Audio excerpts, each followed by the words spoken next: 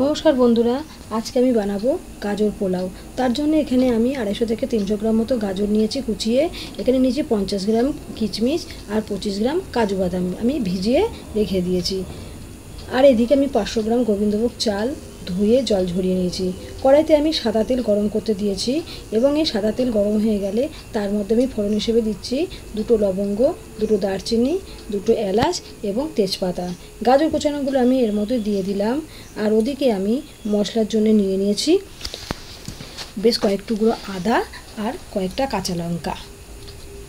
এইগুলো আমি পেস্ট করে নেব। আর ওদিকে আমি যে গাজরটা ভাজতে দিয়েছি সেই গাজরটা ভালোভাবে ভাজা করে নেব।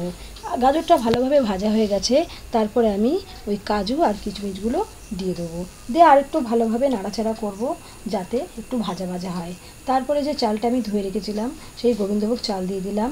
তার মধ্যে দিয়ে দিলাম 1 চামচ জিরের গুঁড়ো, দিয়ে দিলাম পরিমাণ মতো হলুদ। আমি এখানে রং ব্যবহার করব না, কালারের জন্য আমি এখানে হলুদ ব্যবহার করেছি।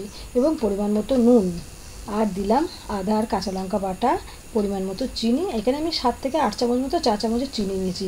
আর দিয়ে দিয়েছি চা চামচের 5 থেকে 6 চামচ মতো ঘি। এবার এই সব উপকরণগুলো দিয়ে আমি আগে প্রথমে ভালো করে নেড়ে নেব।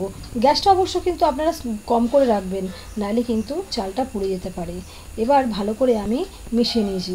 ওদিকে আমি জল ফুটতে দিয়েছি। যতটা আমি চাল নিয়েছি তার ডবল জল নেব। যদি আপনারা 2 বাটি চাল নেন তাহলে আপনারা 4 বাটি জল গরম করতে দেবেন। এর মধ্যে কিন্তু একদম ঠান্ডা জল ব্যবহার করবেন না, তাহলে কিন্তু পোলাওটা খারাপ হয়ে যেতে পারে।